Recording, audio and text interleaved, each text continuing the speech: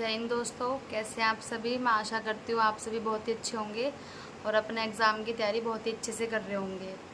तो आज है टारगेट वीडियो का डे 10। तो आज मैं आपको बताऊँगी आपको आज टारगेट में क्या क्या कंप्लीट करना है, किस तरह से करना है, कहाँ से करना है।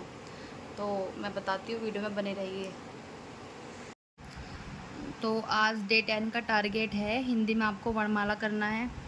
आज ये वर्णमाला कंप्लीट कर लेना, क्योंकि 3 दिन हो गए इसे चलाते हुए टॉपिक को। शब्द ज्ञान में 30 वन वर्ड्स करने हैं, 20 तत्सम तद्भव करने हैं और 20 ही मुहावरे करने हैं। और जो पीछे हमने विलोम और पर्यायवाची कर लिए हैं उनका रिवीजन साथ साथ करेंगे डेली 5 मिनट में डेली पर्यायवाची शब्दों के डेली 10 शब्द उठाए, उनके पर्यायवाची याद करें। ऐसे ही 50 शब्द उठाए, वो उनके विलोम याद करें। ऐसा नहीं कि आगे का पढ़ें और पीछे का छोड़ते चले जाएं। तो रिवीजन साथ के साथ ही करना है। अवार्ड्स में ज्ञानपीठ पुरस्कार तो पढ़ने ही पढ़ने हैं, साथ में जो साहित्य अकादमी अवार्ड्स पढ़े हैं उनका रिवीजन अच्छे से करना है। अवार्ड्स पे मैं इतना ध्यान इसलिए दे रही हूँ क्योंकि अवार्ड्स के थ्रू आपकी क्या है, रचनाएं भी तैयार हो जाएंगी, उनके लेखक के नाम याद हो जाएंगे, साथ साथ अवार्ड्स याद हो जाएंगे। क्योंकि अवार्ड्स के क्वेश्चन आते हैं, या तो प्रीवियस ईयर पूछ लेगा कि इस साल में किसको दिया गया, या लेटेस्ट जो दिए गए हैं वो पूछ लेगा। तो आपको करंट से भी रिलेट करना है। इसमें जो करंट में दिए गए हैं वो आई दृष्टि की बुक में अगर आपके पास हो तो उसमें पीछे दिया हुआ पूरा अवार्ड्स का सेक्शन, उसमें से आप उसको अपडेट कर सकते हैं बुक में।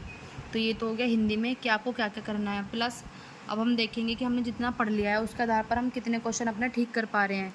तो आपको टेक्स्ट बुक ओपन करनी है, वहाँ पे यूपीएससी वाले सेक्शन में जाना है। वहाँ पर जाकर वो सेक्शनल टेस्ट होंगे। सेक्शनल टेस्ट में आप हिंदी का टेस्ट देंगे, 40 क्वेश्चन की प्रैक्टिस करेंगे। और अगर आप अब तक जितना हो गया है इसके बिहाफ पर 40 में से 30 आ जाते हैं आपके नंबर, या फिर 25 प्लस मान के चलते हैं, इतने नंबर आप लेके आ रहे हैं तो बहुत अच्छा स्कोर है अभी के लिए, क्योंकि अभी कंप्लीट हिंदी का सिलेबस हुआ नहीं है। तो जिसके भी नंबर इतने आए वो कमेंट करके मुझे स्कोर ज़रूर बताए कि हमारा इतना स्कोर बन रहा है। मैं स्कोर के हिसाब से देखूँगी ऐसे क्या चीज़ कमी है। अगर मान लें कम बन रहा है तो और मैं थोड़ा टारगेट में इन्हेंस करूँगी चीज़ें, ताकि स्कोर तुम्हारा अच्छा बने। फिर मैथ में आज आपको पार्टनरशिप करना है। रेशो मुझे उम्मीद है आपने ख़त्म कर दिया होगा, तो आज आपको पार्टनरशिप करना है। पार्टनरशिप बड़ा टॉपिक नहीं है, आप इसको 3 घंटे लेके बैठेंगे तो एक दिन में तैयार हो जाएगा। लेकिन जिसके पास टोटली 3 घंटे हैं सब कुछ पढ़ने के लिए, तो वो 2 दिन या 3 दिन में तैयार करे अपना पार्टनरशिप। इतने ज़्यादा इसमें क्वेश्चन के टाइप्स बनते नहीं हैं। रीजनिंग में ब्लड रिलेशन करना है आपको, छोटा टॉपिक है, आराम से तैयार कर लोगे।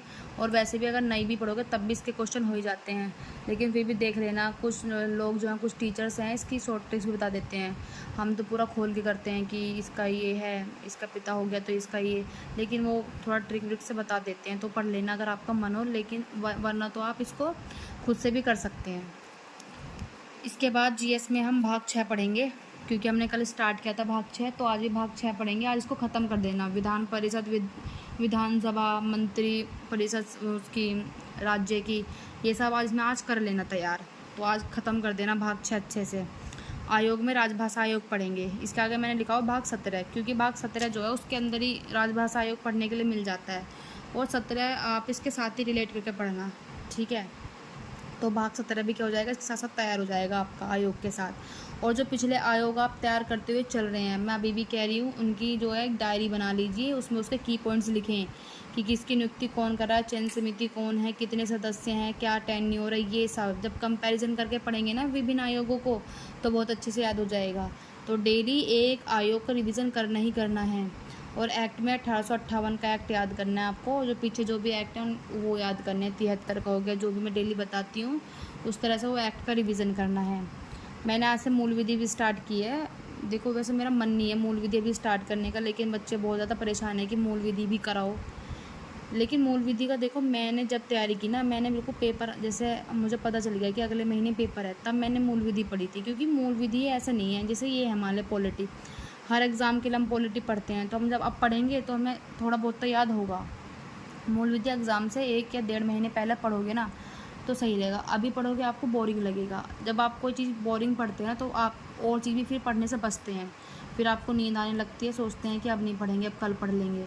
इसलिए मैं मूल विधि स्टार्ट नहीं करना चाह रही थी, लेकिन आप लोग कमेंट कर रहे थे कि मूल विधि कराइए, तो मैंने मूल विधि भी आज से स्टार्ट कर दिया। मूल विधि में आपको आज वन्यजीव संरक्षण अधिनियम पढ़ना है।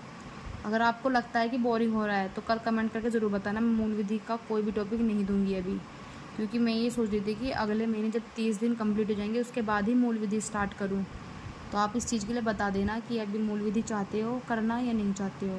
हिस्ट्री में आपको मार्ले मिंटो सुधार करना है, और बंगाल विभाजन, मुस्लिम लीग की स्थापना और हार्डिंग बम कांड, ये जितने भी पीछे पढ़े हैं उनका रिवीजन करेंगे। मार्ले मिंटो सुधार पढ़ेंगे। सुधार में पढ़ना अच्छे से कि क्या क्या चीज़ इसमें आई थी, क्योंकि पॉइंट पूछ लेता है कौन सी चीज़ मार्ले मिंटो सुधार के अंतर्गत आई। तो ये कहाँ से करेंगे, घटना चक्र वाली बुक से कर सकते हैं आप, नहीं है वो तो जो भी आपके पास हिस्ट्री की बुक है उसमें अच्छे से दे रखे होंगे इसके पॉइंट्स, तो वहाँ से ये तैयार करना है। ज्योग्राफी में भारत का पठारी क्षेत्र करना है। अब मैं अपने नोट्स दिखा देती हूँ कि आपको जो है किस तरह से पठारी क्षेत्र तैयार करना है। मैं थोड़े से अपने मैंने नोट्स बनाए थे जब मैं यूपीएससी की तैयारी करी थी, तभी के नोट्स सही हैं। वैसे तो मैं देखो ये है भारत के पठार। तो आपको बस इसमें कितना क्या पढ़ना है कि एक तो इनके प्रकार किस किस प्रकार के होते हैं, ये पढ़ के अपना आपके पास जो भी बुक होगी उससे पढ़ लेना। फिर जोन जोन से भारत में पठार है, जैसा कि दक्कन का पठार हो गया। अब इसकी क्या विशेषता है, जैसे कि लार्जेस्ट प्लेट्यू ऑफ इंडिया है, ठीक है। इसकी शेप उल्टा पिरामिड के आकार की है। किस प्रकार से बना, ज्वालामुखी क्रिया से बना। और जो भी चीज़ ज्वालामुखी क्रिया से बनती है उसके अंदर बेसाल्ट चट्टान पाई जाती है, और जहाँ बेसाल्ट चट्टान होगी वहाँ काली मिट्टी ज़रूर पाई जाएगी। तो इस तरह से आपको पठार की थोड़ी थोड़ी डिटेल भी याद करनी है कि कौन से पठार की क्या विशेषता है। इस प्रकार से मैंने आगे किए हुए हैं, जैसे कि दक्कन का पठार हो गया, कर्नाटक का पठार है, इधर आंध्र प्रदेश वाला पठार, क्योंकि बहुत सारा जितना भी प्रायद्वीपीय भाग है इसका ज़्यादातर जो वो है एरिया वो पठारी क्षेत्र ही है। तो इस तरह से ये मेरे नोट्स से आप देख सकते हैं, जैसे मैंने इसमें बना रखे थे। इसमें क्या मैंने सारे की पॉइंट्स लिख रखे हैं इंपॉर्टेंट कि किस पठार की क्या विशेषता है। तो आपको इस तरह से अपना जो है पठार वाला चैप्टर कंप्लीट कर लेना है। ये यहाँ तक है कंप्लीट। अगर आपको इसकी पीडीएफ चाहिए ना, अगर आपको ये ठीक लग रहे हैं, ठीक है, तो आप कमेंट कर देना। मैं एक अपना टेलीग्राम चैनल बनाकर उस पर इनकी पीडीएफ बनाकर अपलोड कर दिया करूँगी, तो आप वहाँ से देख सकते हैं। ये मैंने आर के लिए भी पढ़े हैं इसी से ही। पीसीएस का प्री क्लियर हुआ था उसके लिए मैंने यही पढ़ा था। तो आप ये कर सकते हैं इससे, अगर आपको ठीक लगता है तो कमेंट करके बता देना, मैं इनकी पीडीएफ बना के डाल दूँगी। ये मैंने पूरी ज्योग्राफी के नोट्स बनाए हुए हैं इसमें।